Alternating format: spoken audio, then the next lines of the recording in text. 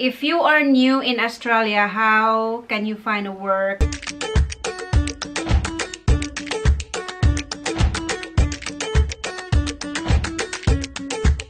Kumusta kayong lahat? Dito na naman ako ngayon. And ang pag-uusapan natin ngayon ay if you are new in Australia, how can you find a work easily or quickly? Like for example, if you're Filipina, or you married to a foreigner, or you're new here in Australia on a temporary visa or something, but except for tourist visa kasi hindi pwedeng mag-work dito yung tourist visa sa Australia. Pero yung mga temporary visa, I think yung fiancé visa pwedeng mag-work. I'm not sure, but if you are on a temporary visa, permanent visa, and you are new in Australia, you can find a job within 6 months or whatever time, as long as there's any vacancy. So this is just a tip for some new Filipinas or Filipinos there that just arrived Australia, to give you a head start so that you can land a job or find a job easy. The first thing you have to do is look for some courses that are like 6 months. Maraming mga courses dito na pwede mong pag-aralan. Like for example, certificate in aged care. You can have a certificate in aged care for like 6 months study only, and that only cost you around $1,000, I think. $1,000 for 6 months.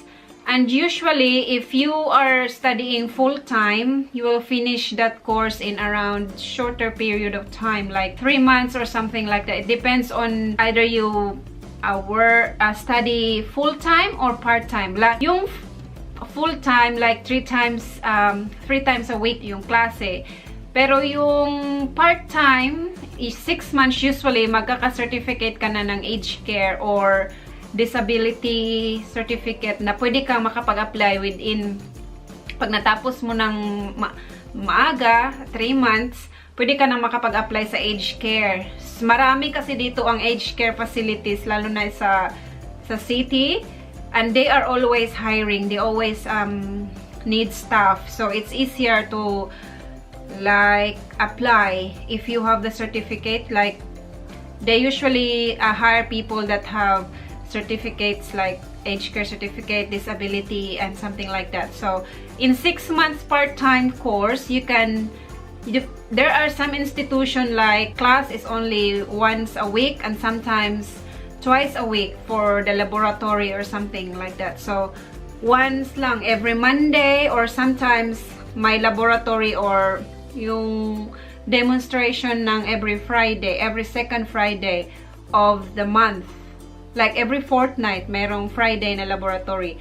Tapos once a week, Monday. So pretty handy if you are really want to find a work in Australia, and if you are only first time. You just have to have certificates, like 6 month certificates. There are also a lot of courses that you can take to land in a job. Like for example, if you want to work in a coffee shop or restaurants or something like that, or in a hotel, like ano bang tawag doon sa ng hotel, ano bang tawag doon sa hotel, yung nagme-make ng mga beds, ganun.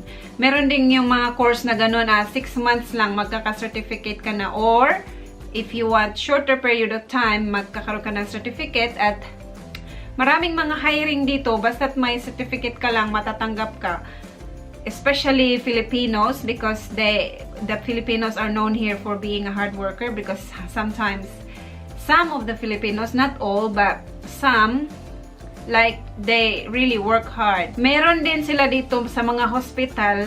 Pwede ka rin kung gusto mong mag-work sa hospital, pwede ka rin mag-study ng health services assistance. I'm not sure, I think it's still 6 months or 12 months, nakakapag-work ka na sa hospital. I think malaki ang sahod nung health services assistance. Parang lang siya, mag-a-assist sa mga nurse ng mga personal hygiene, mga ganun. transfers. Pero sa hospital ka mag-work. Meron ding mga disability, yung maraming institution dito na nag-a-accept ng mga disability certificate. Sasama ka lang sa mga clients, magpupunta sa mga activities, ganun. With personal hygiene assistance, with everything like that. So marami dito ang aged care hiring. Kaya I think, pero kung ayaw mo naman sa mga ganoong mga field, pwede ka ring mag-apply sa, especially kung mga seasonal, like example, season ng mga fruits. Pwede ka rin mag-apply as a fruit picker. Pwede kang mag-harvest ng kamatis, mag-harvest ng mga apple, or mag-harvest ng iba't ibang mga prutas. Dito kasi maraming mga orchard at nag-hire sila every season, lalo na pag harvest time, pruning time, mga ganun. Pero it depends on your preference. If you want that kind of job, there's plenty, but it's seasonal. So only pag season ng pruning or season ng harvest and everything like that. So there's a lot of job you can apply as long as you have the certificate. Or sometimes if you have an experience, it's a much more advantage. If you have the experience and the certificate, just include it in your resume. Meron din sila ditong mga childcare. Pwede ka rin mag-study ng childcare. I think 6 months.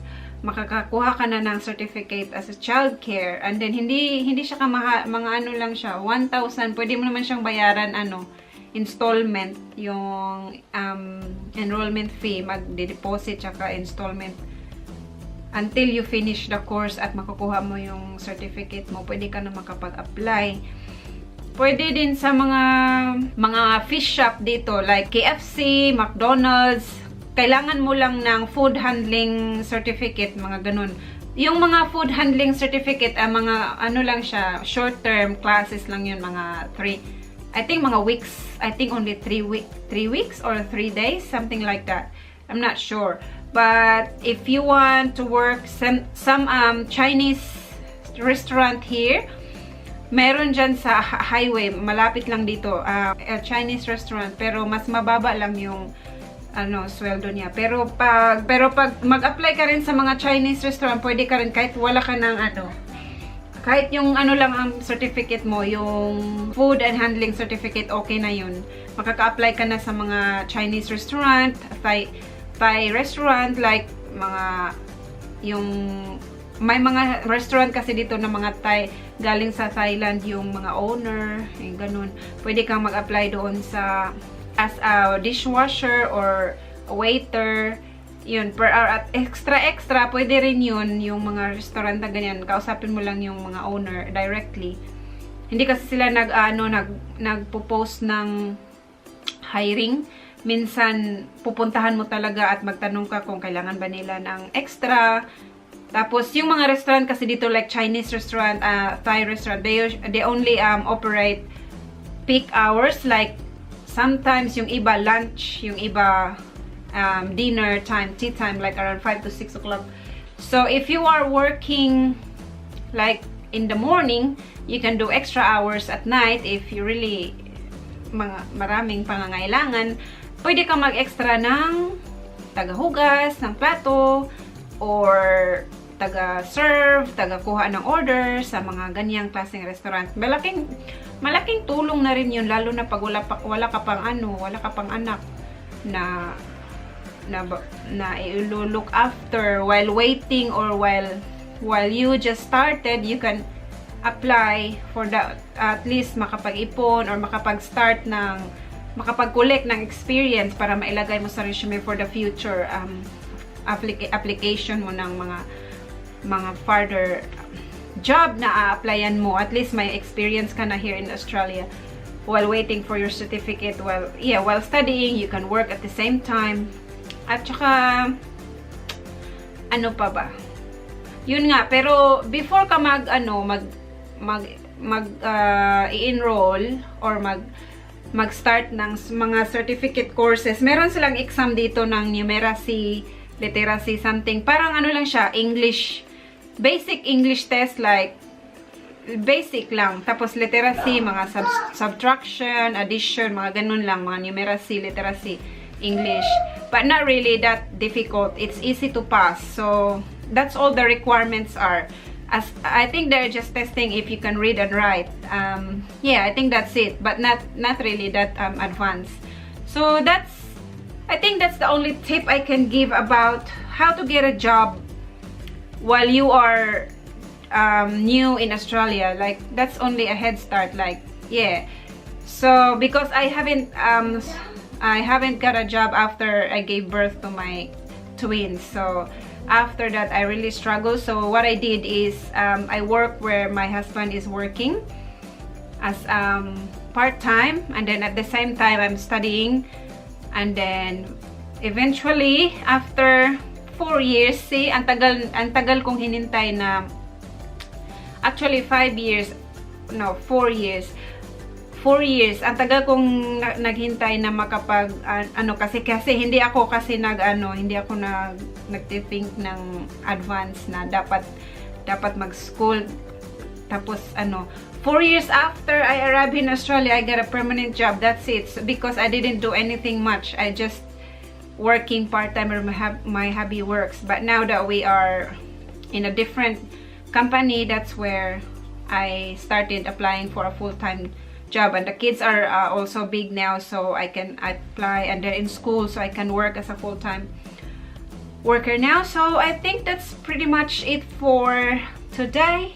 If you have any questions, just leave a comment down below, and if you haven't subscribed, it's Michelle Fiskis from Filipinos in Australia. And if you have questions, if you haven't clicked that red button there, give a click, and thank you very much. Alright, I'll see you again on my next vlog. I'll see you again soon. Bye-bye!